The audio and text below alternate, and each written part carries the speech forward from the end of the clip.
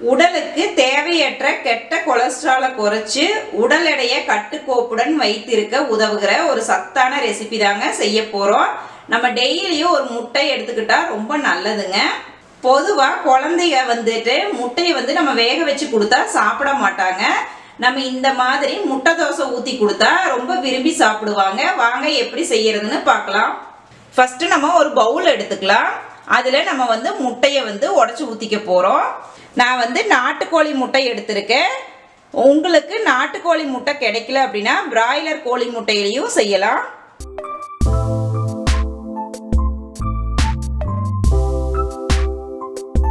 நான் மொத்தமா 6 முட்டை எடுத்து உடைச்சு ஊத்தி இருக்கிறேங்க.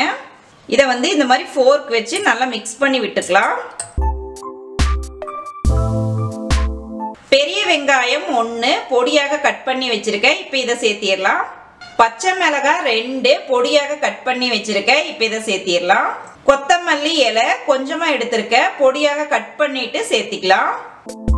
தேவையான அளவு பொடி உப்பு சேர்த்திக்கலாம். இப்போ இதை ஃபோர்க் வச்சு நல்லா மிக்ஸ் பண்ணி விட்டுறலாம். இப்போ முட்டை கலவை ரெடி ஆயிருச்சு. அடுத்ததா அடுப்பை பற்ற வச்சுட்டு தோசைக்கல்ல அடுப்பில் வச்சுட்டு நல்லா சூடு பண்ணிக்கோங்க. இப்போ கல் நல்லா சூடாயிருச்சு. இந்த ஸ்டேஜில் நம்ம தோசை மாவை ஊற்றிடலாம். நல்லா ஈவனாக ஸ்ப்ரெட் பண்ணி விட்டுக்கலாம்.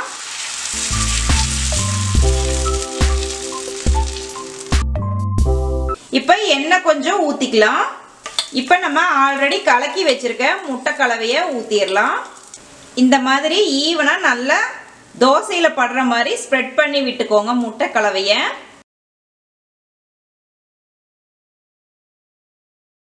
ஒரு சைடு வெந்ததுக்கு அப்புறம் அடுத்த சைடு திருப்பி போட்டுக்கலாம். இப்போ 2 சைடும் நல்லா வெந்துருச்சு. ஒரு தட்டுக்கு டிரான்ஸ்ஃபர் பண்ணிடலாம். கடைசியா மிளகுத்தூள் கொஞ்சமா தூவி விட்டுக்கலாம். உங்களுக்கு காரத்துக்கு தகுந்த மாதிரி மிளகுத்தூள் தூவி விட்டுக்கோங்க. அவ்வளவுதாங்க. சூப்பரா ஈஸியான முட்டை தோசை ரெடி பண்ணியாச்சுங்க. நீங்களும் இந்த ரெசிபியை உங்க வீட்டு கிச்சன்ல ட்ரை பண்ணி பாருங்க. எப்படி வந்துச்சுன்னு மறக்காம கமெண்ட்ஸ் பண்ணுங்க ஃப்ரெண்ட்ஸ். நெக்ஸ்ட் வீடியோவில் உங்களை புதுவித ரெசிபியுடன் மீட் பண்றேங்க. Bye bye friends.